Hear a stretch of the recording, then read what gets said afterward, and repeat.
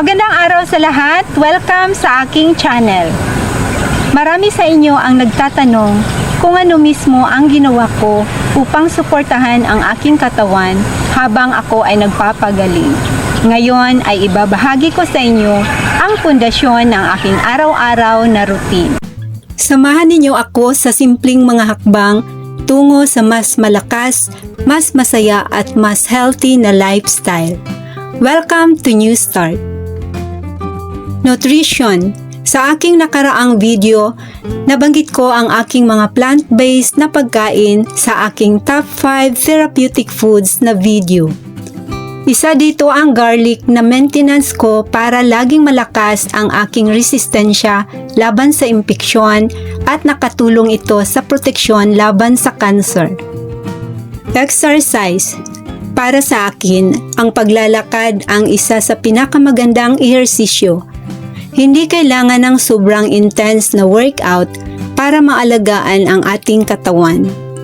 Ang regular na paglalakad ay sapat na upang mapalakas ang katawan, mapabuti ang sirkulasyon ng dugo at mabawasan ang stress. Water. Ang tamang hydration o sapat na pag-inom ng tubig ay mahalaga dahil tumutulong ito sa katawan na mailabas ang toxins o dumi sa pamamagitan ng ihi, pawis at pagdumi.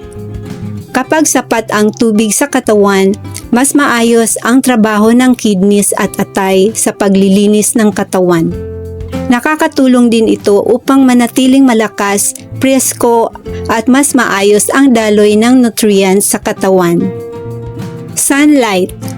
Ang vitamin D ay mahalaga para sa matibay na buto, malakas na resistensya at mas maayos na kalusugan ng katawan.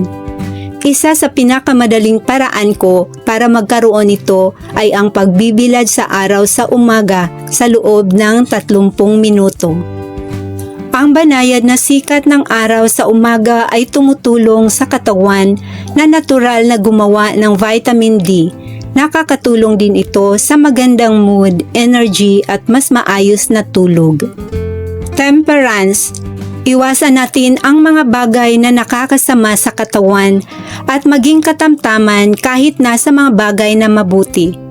Kahit ang mabubuting bagay tulad ng pagkain, trabaho, ehersisyo at paggamit ng cellphone ay dapat nasa tamang balanse.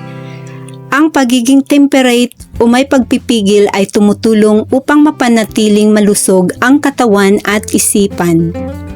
Air. Ang malalim na paghinga at paggugol ng oras sa kalikasan ay nakakatulong upang mapakalma ang isip at katawan. Ang deep breathing ay nagbibigay ng mas maraming oxygen sa katawan na tumutulong sa relaxation at pagbabawas ng stress. Samantala, ang pagiging malapit sa kalikasan ay nakakatulong sa magandang mood, kapayapaan ng isip at mas sariwang pakiramdam. Kahit ilang minutong paglalakad sa labas o paghinga ng sariwang hangin ay malaking tulong sa kalusugan. Rest. Ang sapat na tulog ay mahalaga dahil dito nagpapahinga at nagre-repair ang katawan. Habang tayo ay natutulog, mas lumalakas ang resistensya, mas gumaganda ang pag-iisip, at mas bumabalik ang energy sa katawan. Ang magandang tulog ay nakakatulong din sa mood, memorya, at pangkalahatang kalusugan, kaya mahalagang magkaroon ng regular at sapat na oras ng pagtulog araw-araw. Trust in God. Nanampalataya ako sa banal na kapangyarihan ni Jesus, ang ating dakilang manggagamot na pagalingin ako. Ang unang ginawa ko noong ako ay na-diagnose na may cancer, ay humingi ako ng kapatawaran sa lahat ng aking kasalanan, kabilang na ang mga health-destroying habits ko. Hindi kalooban ng Diyos na tayo ay magkakasakit.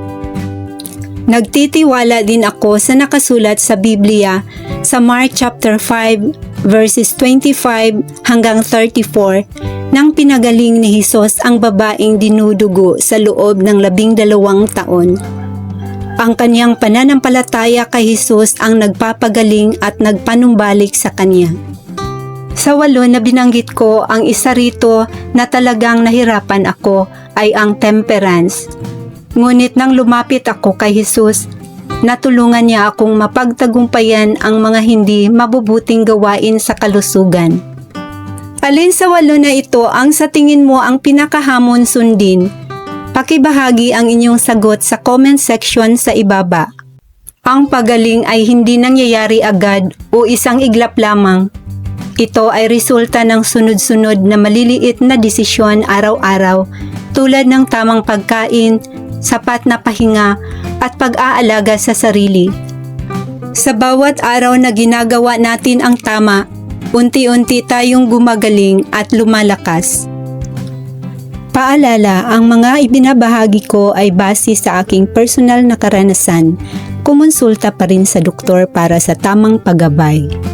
Maraming salamat sa panunood at sa mga nag-subscribe sa aking channel. Maraming salamat sa inyong suporta sa channel na ito.